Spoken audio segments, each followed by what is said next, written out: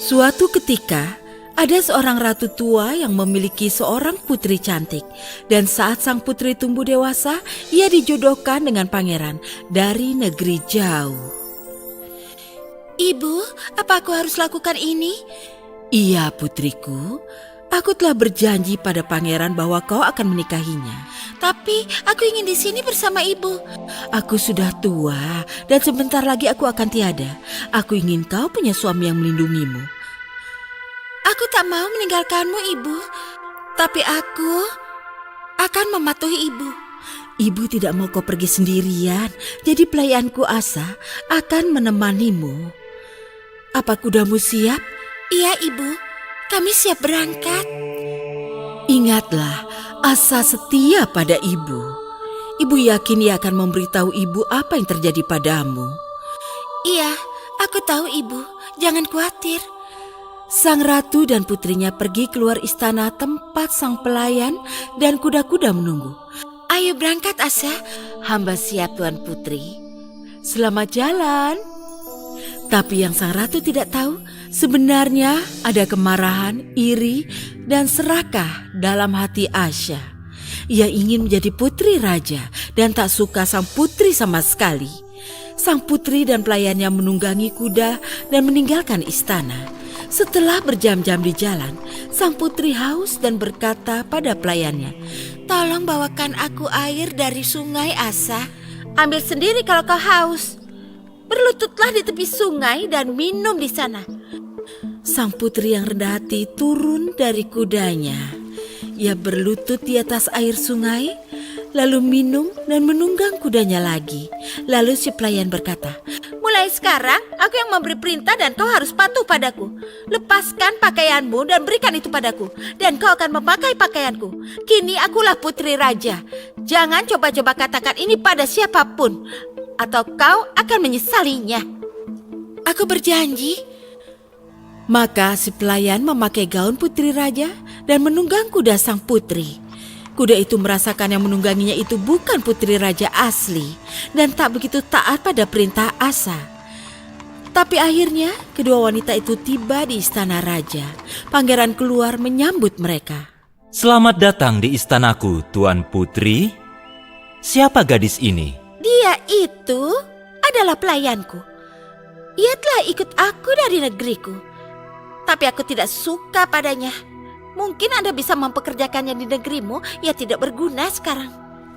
Ya, di sini ada anak laki-laki bernama Konrad yang memelihara angsa. Kurasa pelayanmu bisa membantunya. Oh, satu hal lagi. Tolong bunuh kudaku. Apa? Mengapa? Tampaknya itu kuda yang bagus. Aku hampir tewas di jalan gara-gara dia. Asya tahu kuda sang putri sebenarnya kuda gaib yang bisa bicara. Dan ia mungkin akan memberitahu orang lain bahwa Asya bukan putri raja. Aku tidak bisa membunuh kudamu. Tapi kalau kau mau, aku akan mengurungnya. Terima kasih. Sama-sama. Dan kuda itu dikurung di tempat di mana tak seorang pun bisa melihatnya lagi. Keesokan harinya, Asya menemui sang putri. Kau tidak akan melihat kudamu lagi. Mengapa kau melakukan ini padaku? Teruslah bekerja, atau aku akan menyuruh pangeran melenyapkanmu juga. Si pelayan pergi dan sang putri mulai menangis. Tiba-tiba, seorang pengurus kandang tua menghampirinya dan berkata, "Jangan khawatir, aku tahu di mana kudamu. Aku akan membawamu ke tempat mereka mengurungnya." Oh, terima kasih Bapak yang baik. Kebetulan Konrad sedang bersembunyi di balik semak dan mendengarkan seluruh percakapan itu. Dan ia berpikir, Kedengarannya menarik. Aku akan awasi mereka dan mungkin saja pangeran akan tahu tentang ini pula. Pengurus kandang mengantar sang putri untuk melihat kuda itu. Konrad membuntuti mereka. "Ini dia. Nah, kau harus hati-hati." Baiklah. Pak tua pergi dan sang putri memasuki tempat kudanya dikurung. Konrad membuntutinya.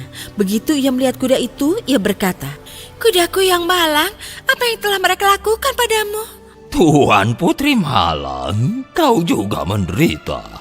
Andai ibumu tahu, beliau akan sedih. Konrad terpana melihat kuda itu bisa bicara. Astaga, apa aku gila? kuda itu bisa bicara. Aku harus memberitahu pangeran. Tapi apakah dia akan percaya? Aku harus mencari akal. Saat ia mencari akal, sang putri pergi. Keesokan paginya, segalanya berjalan seperti biasa. Sang putri mulai menyisir rambutnya yang bagai emas murni. Konrad ingin mencabut beberapa helai rambutnya.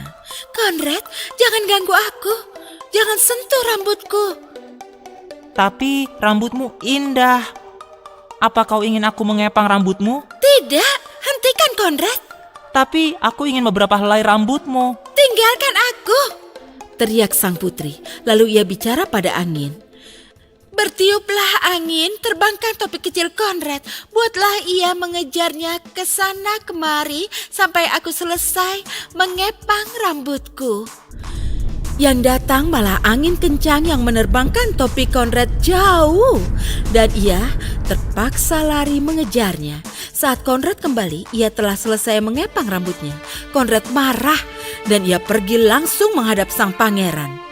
Yang mulia, aku tidak mau dekat-dekat gadis itu lagi. Aku takut. Dia hanya gadis lugu. Bagaimana bisa kau takut padanya? Tidak, Baginda. Kurasa dia penyihir. Penyihir jahat. Penyihir? Seharusnya kau memberitahuku sejak awal. Ayo, katakan semuanya padaku. Ya, Yang mulia, waktu itu aku... Konrad memberitahu pangeran semua yang ia tahu tentang sang putri dan kudanya dan caranya angin meniup topinya. Pulanglah sekarang, Konrad. Aku akan tangani semuanya. Keesokan harinya sang pangeran bersembunyi dekat si kuda ajaib dan ia menunggu hingga sang putri datang menemui kuda itu. Selamat pagi kudaku. Selamat pagi, Tuan Putri. Andai ibumu tahu apa yang kau alami, beliau akan bersedih. Sang pangeran mendengar percakapan itu, tapi ia juga tahu bagaimana Konrad mengganggu sang putri dan topinya ditiup oleh angin. Lalu tanpa terlihat ia pergi. Keesokan harinya ia minta untuk bicara pada gadis berpakaian pelayan itu yang adalah putri raja yang asli. Yang mulia, apa Anda ingin bicara padaku? Iya, tolong beritahu aku. Apa ada yang mengganggumu? Maksudku, aku telah mengawasimu. Dan aku tahu ada yang tidak beres. Kau bisa percaya padaku. Sang putri menangis sedih. Lalu ia mencurahkan seluruh isi hatinya. Ia mengatakan semuanya. Sang pangeran mendengarkan baik-baik dan berkata, Wahai putri, aku tahu ada yang tidak beres dengan wanita itu. Pelayanmu, Asya, harus dihukum. Ia akan dipenjara seumur hidup. Dan aku akan menikahimu. Terima kasih pangeran. Tapi bagaimana dengan kudaku? Jangan khawatirkan dia. Dia akan dibebaskan. keesokan harinya pernikahan dirayakan di istana. Ada pesta megah dan pasangan kerajaan itu hidup bahagia sepanjang hayat. Tamat.